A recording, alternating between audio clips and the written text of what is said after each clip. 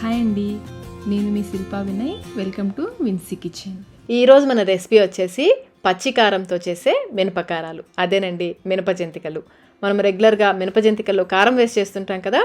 ఈ జంతికల్లో అయితే కారం కాకుండా పచ్చి కారం వేస్తాము. దానివల్ల మంచి రుచి వస్తుంది. అలాగే చాలా గుల్లగా క్రిస్పీగా, చూడండి ఎంత క్రిస్పీగా ఉన్నాయో. రుచి అయితే అద్భుతంగా ఉంటుంది. తప్పకుండా ట్రై చేయండి. మరి ఇంకెందుకు ఆలస్యం, ఈ మినప కారాలు ఎలా తయారు చేసుకోవాలో చూసేద్దాం రండి. ముందుగా స్టవ్ పైన ప్యాన్ పెట్టేసుకుని 1 కప్పు మినపగుళ్ళు వేసి లో ఫ్లేమ్లో కలుపుకుంటూ మాడిపోకుండా ఎర్రగా వేయించుకోవాలి.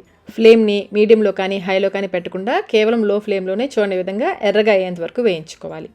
మినపప్పు బాగా వేగిన తర్వాత ఒక ప్లేట్లోకి తీసుకుని వీటిని పూర్తిగా చల్లారనివ్వాలి.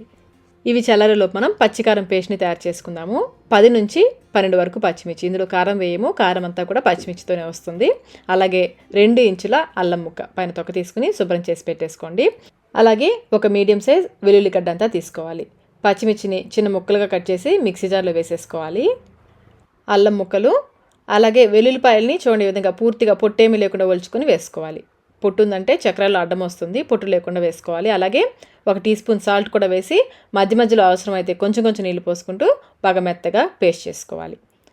చూడండి ఈ విధంగా బాగా మెత్తగా పేస్ట్ చేసుకోవాలి. దీన్ని పక్కన పెట్టేసుకోండి. మినపప్పు పూర్తిగా చల్లారిన తర్వాత మిక్సీ జార్లో వేసుకుని బాగా మెత్తగా పొడి చేసుకోవాలి. ఈ పొడిని జల్లెల్లో వేసుకుని జల్లించుకోవాలి. జల్లించిన తర్వాత రవ్వ ఎక్కువ మిగిలితే మళ్ళీ మిక్సీ జార్లో వేసి గ్రైండ్ చేసుకుని జల్లెడ పట్టుకోవాలి. నాకైతే ఎక్కువేమీ మిగలలేదు, చూడండి చాలా కొంచెమే మిగిలింది కదా. దీన్ని పక్కన పెట్టేసుకోండి. ఇప్పుడు ఈ మినపిండిలో మనం బియ్యపిండి వేసుకోవాలి. 6 కప్పుల బియ్యపిండి వేసుకోవాలి. మనం మినపప్పు ఏ కప్పుతో తీసుకున్నామో ఆ కప్పుతో 6 కప్పుల బియ్యపిండి వేసుకోవాలి. నేనైతే పొడి బియ్యపిండి తీసుకున్నానండి. మీరు కావాలంటే తడి బియ్యపిండితో కూడా ఈ జంతికలు చేసుకోవచ్చు. పొడి బియ్యపిండి అయినా పర్లేదు, తడి బియ్యపిండి అయినా పర్లేదు. ఇప్పుడు ఇందులో 2 టేబుల్ స్పూన్ల నువ్వులు వేసుకోవాలి. అలాగే 1 టేబుల్ స్పూన్ వాము, 2 టీ స్పూన్ల సాల్ట్ కూడా వేసుకోవాలి. ఆల్రెడీ మనం పేస్ట్లో 1 టీ స్పూన్ వేసాం కదా, మొత్తం 3 టీ స్పూన్ల సాల్ట్ సరిపోతుంది. 1 పేస్ట్లో వేసాము, 2 ఈ పిండిలో వేస్తున్నాము. చివరిగా 1/2 కప్పు వెన్న కూడా వేసుకోవాలి. వెన్నకి బదులుగా మీరు 1/2 కప్పు వేడివేడి నూనె కూడా పోసుకోవచ్చు. వెన్న వచ్చేసి రూమ్ టెంపరేచర్లో ఉన్న 1/2 కప్పు వెన్న వేసుకోవాలి. వెయిట్లో వచ్చేసి ఇది వచ్చేసి 50 గ్రాముల వెన్న.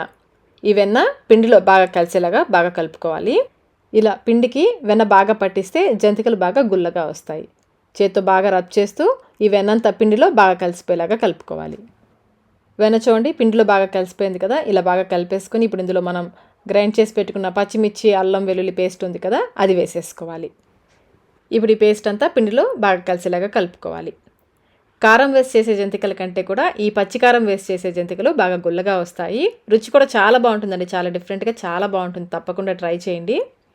పిండిలో బాగా ఈ మిర్చి పేస్ట్ అంతా కూడా బాగా కలిసేలాగా కలిపేసుకొని ఒకసారి టేస్ట్ చెక్ చేసుకుంటే సాల్ట్ ఏమైనా తగ్గితే వేసి కలుపుకోవచ్చు. నాకైతే అన్నీ కరెక్ట్గా సరిపోయాయి.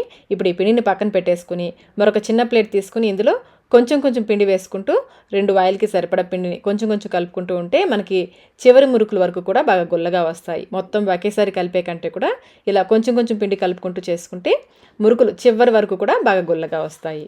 కొంచెం కొంచెం నీళ్ళు పోసుకుంటూ పిండిని మరీ గట్టిగా కాకుండా అలానే మరీ సాఫ్ట్గా కాకుండా కలుపుకోవాలి. వేడి నీళ్ళు కాదండి, మామూలు నీళ్ళే పోసుకోవాలి. పిండి చూడండి ఈ విధంగా ఉండాలి. మరీ గట్టిగా ఉండకూడదు, మరీ సాఫ్ట్గా ఉండకూడదు. ఇప్పుడు మురుకులు గొట్టంలో చూడండి ఈ ప్లేట్ని వేసేసుకొని దీనికి సరిపడా పిండిని పెట్టేసుకోవాలి. మురుకులు గొట్టంలో పిండి పెట్టేటప్పుడు ప్రతిసారి బాగా కలుపుకొని పెట్టుకోవాలి. పెట్టేసి మూత క్లోజ్ చేసేసుకొని డీప్ ఫ్రైకి సరిపడా నూనెని పెట్టి బాగా కాగిన తర్వాత జంతికల్ని ఒత్తుకోవాలి. నేనైతే పెద్ద పెద్ద జంతికలు వేసేస్తున్నాను. మీరు కావాలంటే చిన్న చిన్నవి వేసుకోవచ్చు, లేదా ఈ విధంగా పెద్ద పెద్దవైనా వేసుకోవచ్చు. పైన నురగలు తగ్గేంత వరకు అలాగే వదిలేయండి. నురగలు తగ్గిన తర్వాత రెండో వైపుకు తిప్పుకోవాలి. ఇవి ఎర్రగా కాలవు, తెల్లగానే ఉంటాయి. మనం కారం వేయలేదు కదా, తెల్లగానే ఉంటాయి. నురగలు తగ్గి 2 వైపులా బాగా కాలిన తర్వాత నూనెలో నుంచి తీసేసుకోవడమే. ఇవి నూనెని కూడా ఎక్కువగా పీల్చుకోవు. ఇలాగే మిగిలిన జంతికలన్నీ వేసుకోవాలి.